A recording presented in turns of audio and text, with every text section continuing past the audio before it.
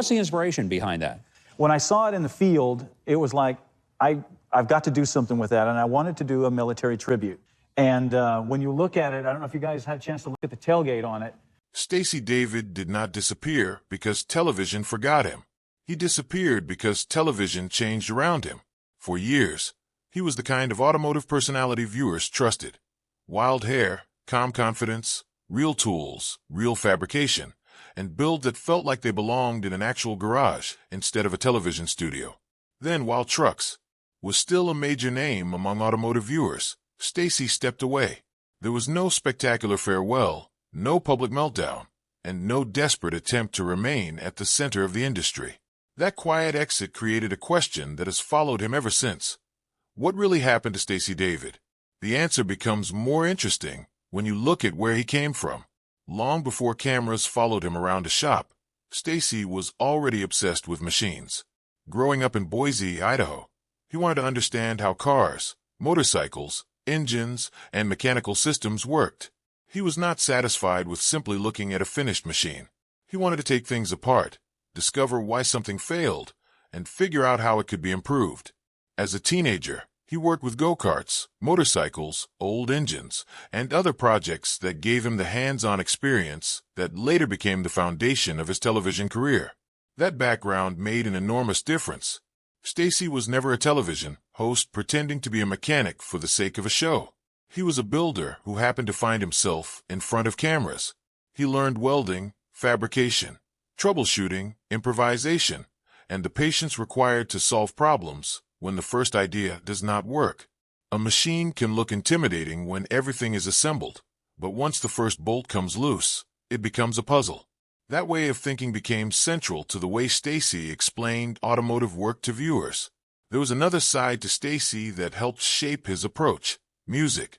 He moved to Nashville, Tennessee, and worked professionally as a guitarist, playing sessions and touring with different acts. That experience may seem unrelated to fabrication, but it helps explain why his vehicles often felt like more than collections of parts. Stacey approached a build almost like a musician approaches a song. Every choice could affect the final rhythm, tone, personality, and feeling of the finished machine. Steel, rubber, paint, sound, and horsepower could all contribute to a story. That combination of mechanic, fabricator, musician, and storyteller made Stacey a natural fit for automotive television. When Trucks arrived in 1999, the timing was right. Automotive television was still searching for a way to make the garage feel accessible to ordinary viewers. People did not only want polished cars or racing highlights. They wanted to understand the work behind the finished product. They wanted real tools, real problems, real solutions, and someone who could explain the process without making them feel inexperienced.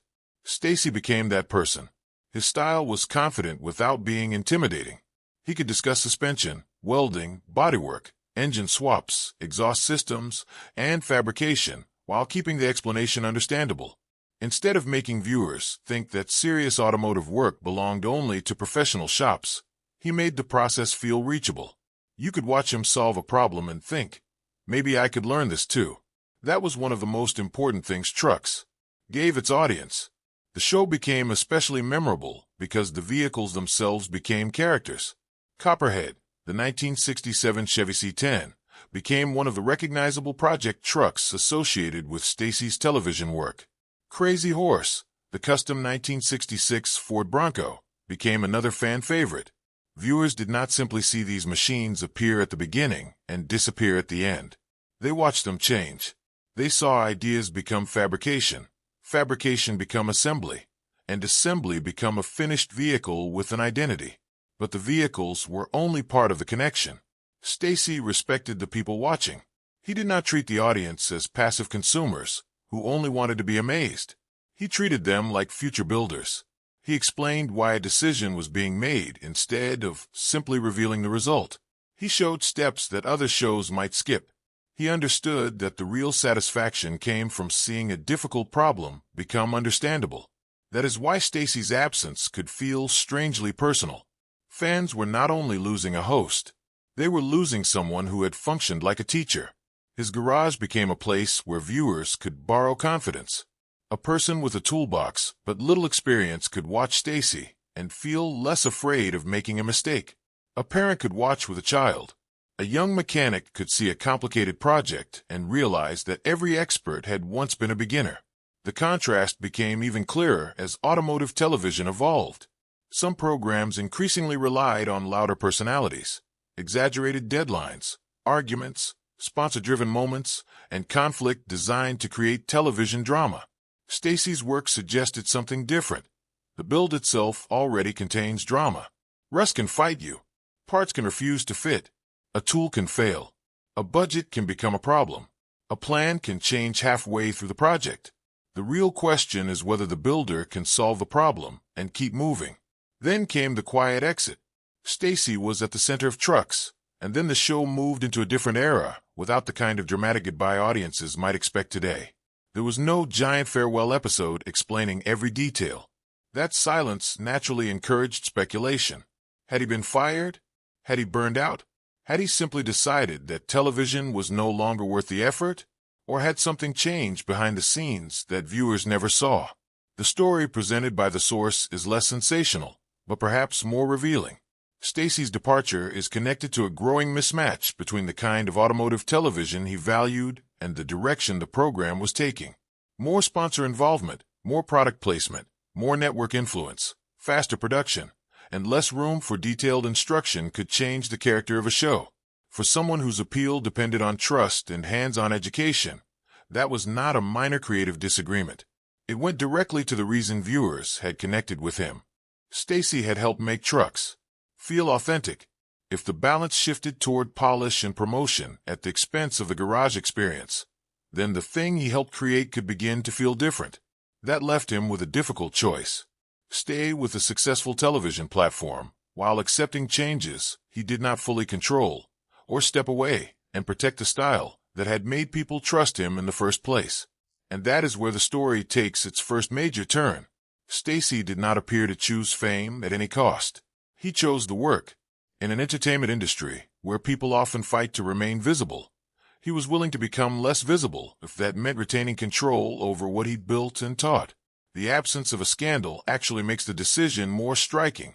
There was no need to turn his departure into a public battle. He could simply leave.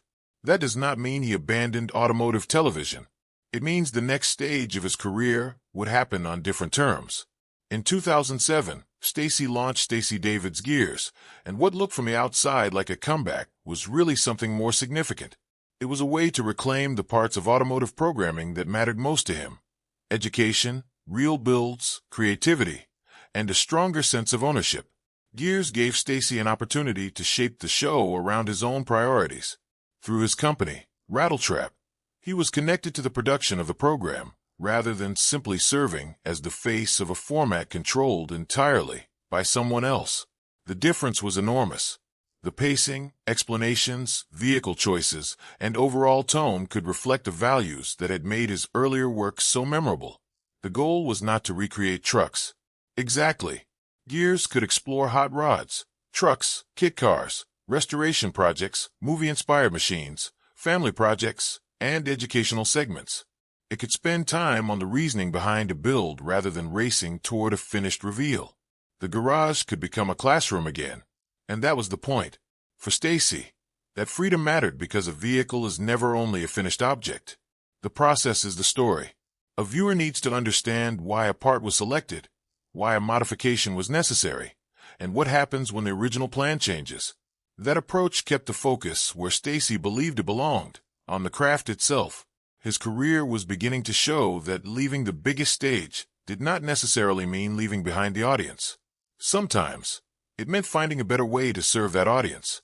And once GearZ established that his approach still had value, the question was no longer whether Stacey could remain relevant. The question became whether he would ever return to the larger television machine that he had deliberately stepped away from. The answer would reveal just how deeply he valued independence, even when independence sometimes meant sacrificing the exposure that television could provide. Once GearZ proved that Stacey's approach still had an audience, the temptation to return to a larger stage could have been enormous. Bigger platforms can mean more money, more viewers, and more exposure. For many television personalities, that would be difficult to resist. But Stacey's earlier experience had already shown him that greater visibility can also bring greater outside influence. More money can mean more expectations. More exposure can mean more pressure to simplify or exaggerate. More network involvement can mean less time for the detailed teaching that made the work meaningful. So the choice was not simply between success and failure. It was between two different definitions of success. One definition measured success through ratings, reach, and visibility. The other measured it through independence, craftsmanship, and the trust of the people watching. Stacey increasingly seemed to favor the second definition. That helps explain why some viewers could mistakenly believe he had vanished. He had not disappeared from the garage. He had stepped away from the loudest version of fame. That distinction is important. Stacey continued building, filming, teaching, and creating through GearZ, but he was no longer dependent on the mainstream television machine in the same way. The smaller platform was not necessarily a downgrade. It gave him something that a larger platform could not guarantee: freedom. He could decide how much explanation a project needed. He could follow a vehicle story instead of forcing every build into a formula. He could spend time on the details that made the finished machine understandable rather than simply impressive. At the center of all of this was Stacey's belief that the garage should function like a classroom. It was not supposed to be only a stage where an expert showed off. It was a place where viewers could learn. A project might teach welding, suspension, wiring, paint preparation, budgeting, safety, fabrication, or simply the discipline of thinking through a build before spending money. The entertainment mattered, but the lesson underneath it mattered too. That teaching philosophy explains why Stacey connected with parents, teachers, young mechanics, and backyard builders. He was not only demonstrating what he could accomplish, he was transferring confidence. His message was simple: you can learn this. You can make a mistake and fix it. You can begin with something rough and gradually make it better. You do not need the most expensive shop in the world to take craftsmanship seriously. His builds became powerful because they carried personality. Copperhead, the 1967 Chevy C10, was more than an old truck receiving new parts. It represented what could happen when classic design was combined with hot rod imagination and careful craftsmanship. Crazy Horse, the custom 1966 Ford Bronco, became another recognizable project, connecting classic off-road character with a distinctly customized identity. These vehicles stayed in viewers' memories because they felt like characters rather than anonymous objects. While Stacey remained focused on that craft, the media environment around him changed dramatically. Cable television became less dominant, streaming expanded, and YouTube and social media created a completely different competitive landscape. Automotive creators were no longer competing only with other car shows. They were competing with every video, every platform, and every form of entertainment that could capture a viewer's attention. That environment rewarded speed, dramatic thumbnails, short clips, extreme reactions, and constant novelty. Stacey's approach could seem almost old-fashioned beside that noise. He did not need every episode to suggest that a shop was about to collapse. He did not need staged arguments or exaggerated outrage to make a project interesting. The work itself provided enough tension. The current reality, according to the source material, is that Stacey David has not literally vanished. GearZ remains part of his automotive world, with episodes and additional material continuing to support the platform. His company, Rattletrap, is also connected to the production of the show, which the source says has helped create more than 200 episodes. So the better question is not, where did Stacey David go? It is, why did Stacey David stop playing by the old rules of automotive television? That question changes the entire story. Stacey moved from being a television personality, working inside someone else's structure, to being an independent builder and teacher with greater control over his own work. The mainstream spotlight may not fall on him in exactly the same way it did during the height of trucks, but that does not mean the work disappeared. It became more focused and more closely aligned with the values that were there from the beginning. In a way, Stacey did not leave the garage. He left the circus around it. That may be the most important part of the story. If Stacey really wanted to disappear, he could have walked away from building altogether. Instead, he kept creating. He kept teaching. He He kept using video to reach people. What changed was the relationship between the work and the machinery surrounding it. So, what was the real reason he vanished from mainstream television? The source presents a clear answer. Not failure, not a lack of audience interest, and not a lack of ideas. The central issue was authenticity. Stacey became valuable because viewers believed what they were seeing. They trusted that the build mattered more than the performance of television. If the television environment moved toward more sponsor pressure and less creative freedom, protecting that authenticity became more important than protecting his place on the biggest stage. That makes his departure from trucks look less like a career collapse and more like a deliberate boundary. He had reached a point where staying visible could have required giving up part of the identity that made him worth watching. Leaving meant losing some exposure, but it also meant preserving the relationship between Stacey, the garage, and the audience. Then GearZ became the next stage. It was not merely a return to television. It was a way of rebuilding the format around the values Stacey cared about. Instead of letting the camera dictate the project could dictate the camera. Instead of turning every problem into a dramatic confrontation, the problem itself could become the lesson. Instead of pretending that building a vehicle was effortless, the show could acknowledge the messy process that makes craftsmanship satisfying. That is also why the idea of vanishing can be misleading. Television visibility is not the same thing as relevance. Someone can appear on a major network every week and still leave little behind. Another person can become less visible while influencing thousands of people who continue working in their garages because something they learned years earlier gave them the confidence to begin. That is where Stacey David's legacy becomes bigger than the shows themselves. His most important contribution may not be any single vehicle. It may be the builders who came afterward, the people who learned that rust could be repaired, mistakes could be corrected, complicated systems could be understood, and a rough project could become something worth being proud of. His story also carries a lesson about fame.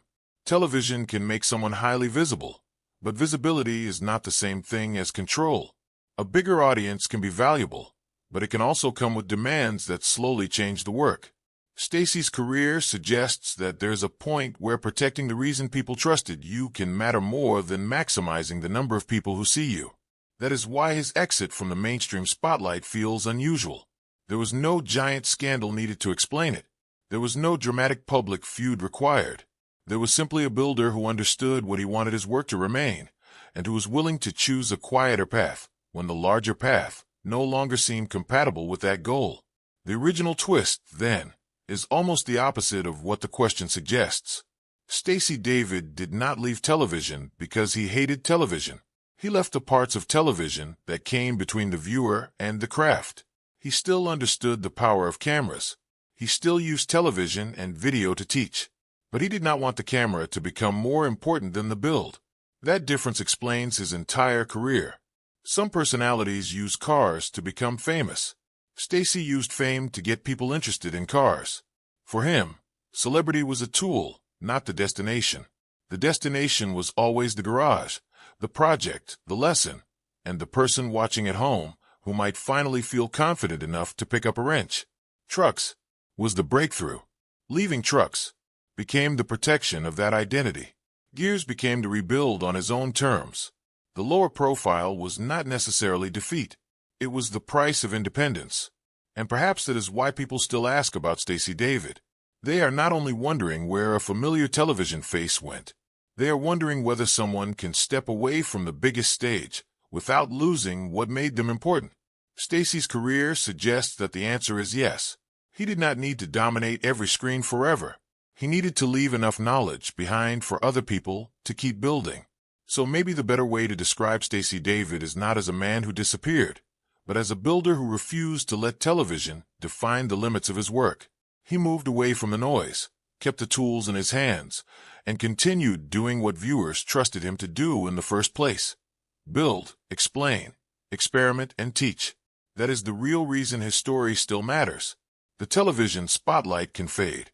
Shows can change. Networks can move on. Trends can disappear. But a person who teaches someone how to build has created something that can outlast the screen. And if that was Stacey's choice, perhaps it was not a disappearance at all. Perhaps it was the smartest build of his career.